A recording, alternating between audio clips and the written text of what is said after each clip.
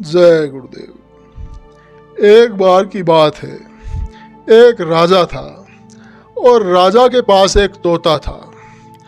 तो राजा का तोते से बड़ा प्रेम था।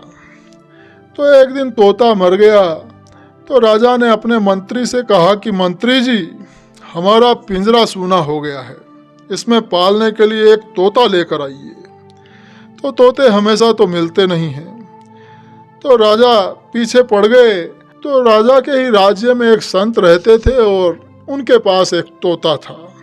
तो मंत्री उन संत के पास गए और जाकर उनसे कहा कि भगवान, राजा साहब एक तोता लाने की जिद कर रहे हैं, अगर आप अपना तोता दे दें तो बड़ी कृपा होगी। तो संत ने कहा कि ठीक है, आप ले जाइए।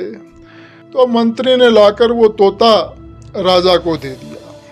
राजा ने सोने के पिंजरे में बड़े ही स्नेह से तोते की सारी सुख सुविधा का प्रबंध किया। तो ब्रह्म मुहूर्त में तोता बोलने लगा। तोता बोला कि ओम तत्सत, ओम तत्सत। उठो राजा, उठो महारानी, दुर्लभ मानव तन मिला है, ये सोने के लिए नहीं, भजन करने के लिए मिला है।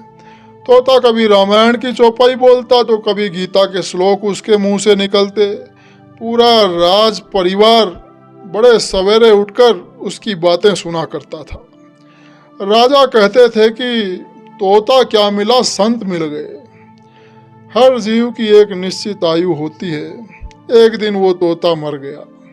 राजा, रानी, राज परिवार और पूरे राष्ट्र ने हफ्तों शोक मनाया। झंडा झुका दिया गया। किसी प्रकार राज परिवार ने शोक संवरण किया और राजकाज में लग गए। राजा साहब ने फिर से मंत्री से कहा कि मंत्री जी, खाली पिंजरा सूना सूना लगता है, एक तोते की व्यवस्था कीजिए। तो मंत्री ने इधर उधर देखा तो उसी राज्य में एक कसाई के यहाँ भी एक तोता था।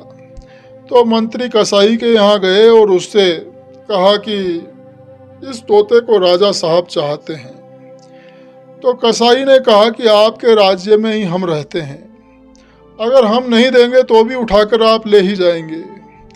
तो मंत्री ने कहा कि नहीं, हम तो प्रार्थना करेंगे कि आप ये तोता राजा के लिए दे दीजिए। तो कसाई ने बताया कि किसी बहेलिये ने एक वृक्ष से 2 तोते पकड़े थे। एक को उसने महात्मा जी को दे दिया था और दूसरा मैंने खरीद लिया था। तो राजा को चाहिए तो आप ले जाइए। तो अब कसाई वाला तोता राजा के पिंजरे में पहुंच गया। तोते को देखकर राज परिवार बड़ा प्रसन्न हुआ। सबको लगा कि वही तोता जीवित होकर चला आया है। दोनों की नासिका, पंख, आकार, चितवन सब एक जैसे थे। लेकिन बड़े सवेरे तोता उसी प्रकार राजा को बुलाने लगा जैसे वो कसाई अपने नौकरों को उठाता था। उठ हरामी के बच्चे, राजा बन बैठा है, मेरे लिए ला अंडे, नहीं तो पड़ेंगे डंडे।